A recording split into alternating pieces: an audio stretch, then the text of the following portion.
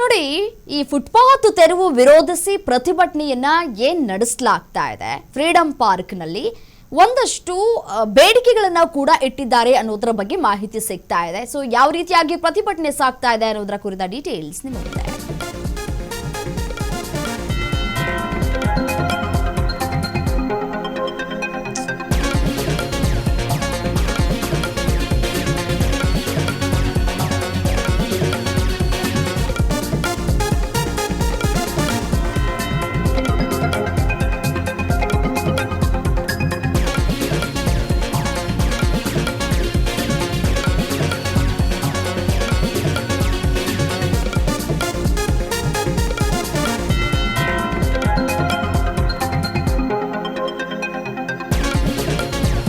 ವಿರೋಧಿಸಿ ಪ್ರತಿಭಟನೆ. Freedom park ನಲ್ಲಿ ಬೀದಿ ಬದಿ ವ್ಯಾಪಾರಿಗಳ ಪ್ರತಿಭಟನೆ.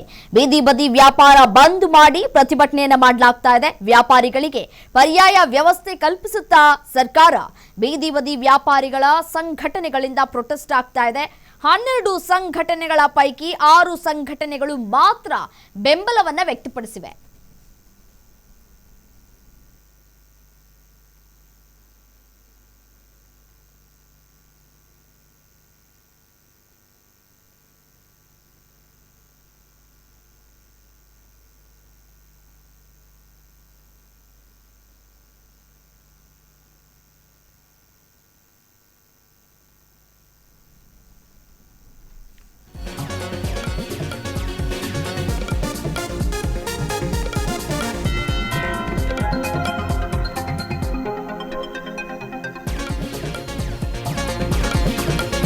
ಫ್ರೀಡಂ ಪಾರ್ಕ್ ನಲ್ಲಿ ಬೀದಿ ಬದಿ ವ್ಯಾಪಾರಿಗಳ ಬೃಹತ್ ಪ್ರತಿಭಟನೆ. ಪಾದಾಚಾರಿ ಮಾರ್ಗ ತೆರವು ಕಾರ್ಯಾಚರಣೆ ವಿರೋಧಿಸಿ ಆಕ್ರೋಶವನ್ನು ವ್ಯಕ್ತಪಡಿಸಲಾಗ್ತಾ ಇದೆ.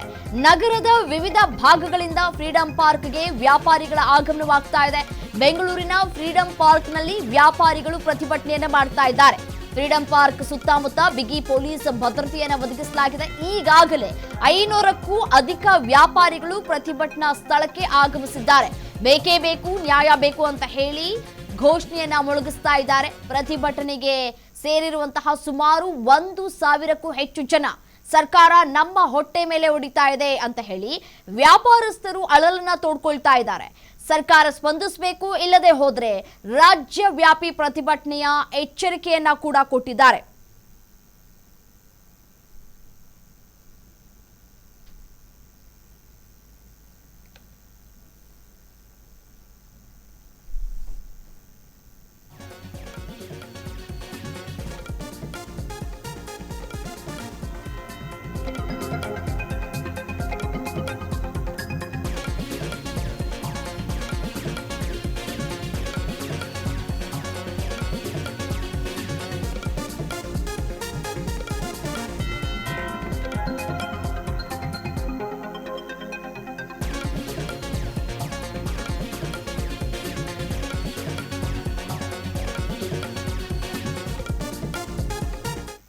ನೋಡಿ, ಫುಟ್ಪಾತ್ ತೆರವು ಮಾಡುವಂತಹ ಕಾರ್ಯಾಚರಣೆ ಕಳೆದ 8ರಿಂದ 9 ದಿನಗಳಿಂದಲೂ ಕೂಡ ಸತತವಾಗಿ ಮಾಡಲಾಗ್ತಾ ಇದೆ. ಇದೀಗ ಈ ವಿಚಾರಕ್ಕೆ ಸಂಬಂಧಪಟ್ಟಂತೆ ಬೀದಿ ಬದಿ ವ್ಯಾಪಾರಿಗಳು ಪ್ರೊಟೆಸ್ಟ್ ಅನ್ನ ನಡೆಸ್ತಾ ಇದ್ದಾರೆ. ಫ್ರೀಡಂ ಪಾರ್ಕ್ ನಲ್ಲಿ ನೀವೇನೋ ತೆರವು ಕಾರ್ಯಾಚರಣೆಯನ್ನ ಮಾಡಿಬಿಟ್ರಿ, ಪಾದಾಚಾರಿಗಳಿಗೆ ನೀವು ಈಗೇನೋ ಅನುವು ಮಾಡಿಕೊಟ್ರಿ, ಬಟ್ ಆದ್ರೆ ನಮ್ಮ ಪರಿಸ್ಥಿತಿ ಏನು ಅಂತ ಹೇಳಿ ಆಕ್ರೋಶವನ್ನ ವ್ಯಕ್ತಪಡಿಸ್ತಾ ಇದ್ದಾರೆ. ವಿವಿಧ ಭಾಗಗಳಿಂದ ಈಗಾಗಲೇ ಫ್ರೀಡಂ ಪಾರ್ಕ್ಗೆ ವ್ಯಾಪಾರಿಗಳ ಆಗಮನವಾಗಿದೆ. ಈ ಆಗಮನದ ಹಿನ್ನೆಲೆಯಲ್ಲಿ ಪ್ರೊಟೆಸ್ಟ್ನ ಕಾವು ಕ್ಷಣ ಕ್ಷಣಕ್ಕೂ ಕೂಡ ಹೆಚ್ಚಾಗ್ತಾ ಇದೆ.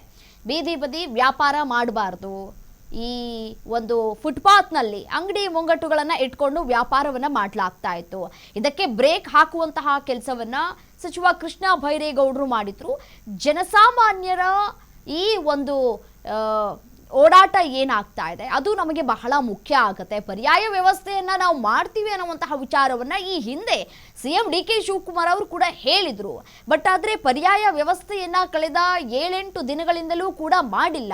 ಸೊ ಹಾಗಾಗಿ ಪರ್ಯಾಯ ವ್ಯವಸ್ಥೆಯನ್ನ ಯಾವಾಗ ಕಲ್ಪಿಸ್ಕೊಡ್ತೀರಿ, ನಾವು ಇನ್ನೂ ಎಷ್ಟು ದಿನಗಳ ಕಾಲ ಕಾಯಬೇಕು ಅನ್ನುವಂತಹ ಪ್ರಶ್ನೆಯನ್ನ ವ್ಯಾಪಾರಸ್ಥರು ಈಗ ಮಾಡ್ತಾ ಇದ್ದಾರೆ. ನೋಡಿ, ಸಹಜವಾಗಿಯೇ ಬೀದಿ ಬದಿ ಒಂದು ಕಡೆ ಓಡಾಟವನ್ನ ಮಾಡ್ತಾ ಇದ್ದಂತಹ ಪಾದಾಚಾರಿಗಳು ಒಂದ್ ಕಡೆ ಖುಷಿಯನ್ನ ವ್ಯಕ್ತಪಡಿಸ್ತಾ ಇದ್ದಾರೆ.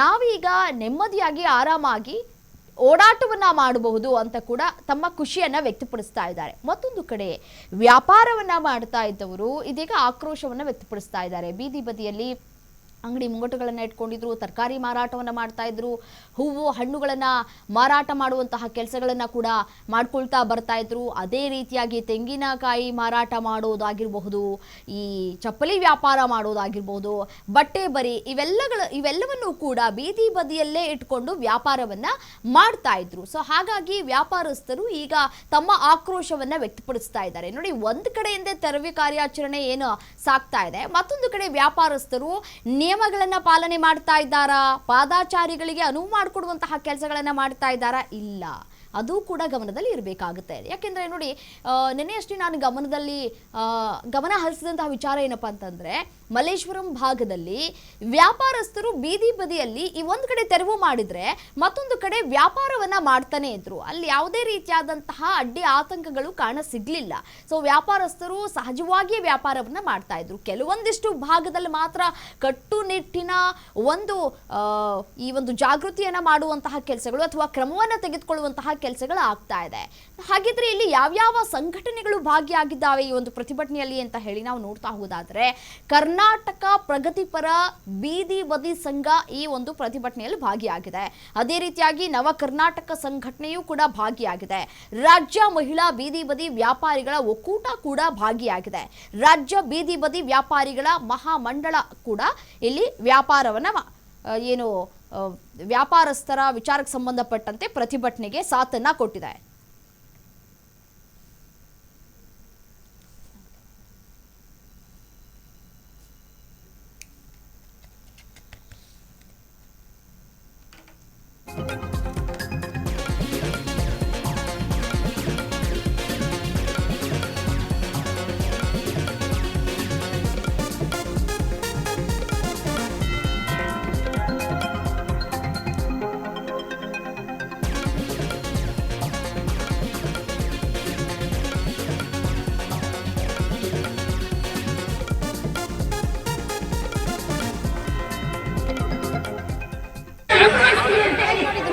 ಗಮನಿಸ್ತಾ ಇದ್ದೀರಿ ಪ್ರತಿಭಟನೆ ಯಾವ ರೀತಿಯಾಗಿ ಸಾಕ್ತಾ ಇದೆ ಅಂತ ಹೇಳಿ. ಪ್ರತಿಭಟನೆಯಲ್ಲಿ ಎಲ್ಲಾ ವ್ಯಾಪಾರಿಗಳು ಕೂಡ ಭಾಗಿಯಾಗಿದ್ದಾರೆ, ಸಂಘಟನೆಗಳು ಕೂಡ ಭಾಗಿಯಾಗಿ ವ್ಯಾಪಾರಸ್ಥರಿಗೆ ಸಾಥ್ ಕೊಡುವಂತಹ ಕೆಲಸವನ್ನ ಕೂಡ ಮಾಡಲಾಗ್ತಾ ಇದೆ.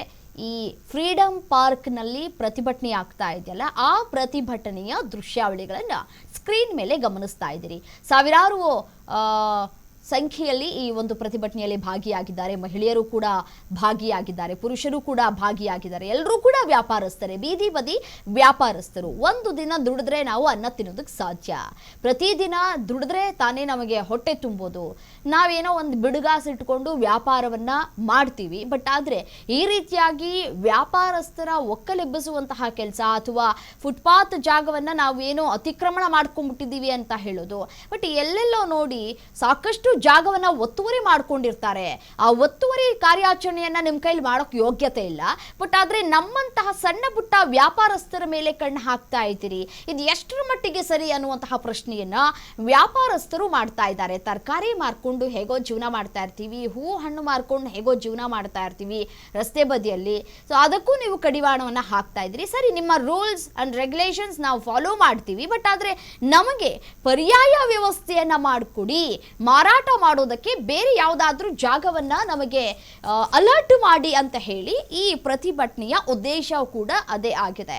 ಸೊ ಈಗಾಗಲೇ ಒಂದಷ್ಟು ವ್ಯಾಪಾರ ಮಾಡ್ತಾ ಇದ್ದಂತಹ ಸಂದರ್ಭದಲ್ಲಿ ಇವರು ಏನು ತೆರವು ಮಾಡಿದ್ರಲ್ಲ, ಆ ತೆರವು ಮಾಡಿದಂತಹ ಸಂದರ್ಭದಲ್ಲಿ ವ್ಯಾಪಾರಸ್ಥರ ಒಂದಷ್ಟು ಥಿಂಗ್ಸ್ಗಳನ್ನ ಈ ವ್ಯಾಪಾರ ಮಾಡುವಂತವರ ಬಳಿ ತೆಗೆದುಕೊಂಡು ಹೋಗಿದ್ದಾರೆ. ಅದೆಲ್ಲವನ್ನು ಕೂಡ ವಾಪಸ್ ಕೊಡಬೇಕು ಅನ್ನೋ ರೀತಿಯಾಗಿ ಇದೀಗ ಪ್ರೊಟೆಸ್ಟ್ ಅನ್ನ ಕೂಡ ಮಾಡಲಾಗ್ತಾ ಇದೆ.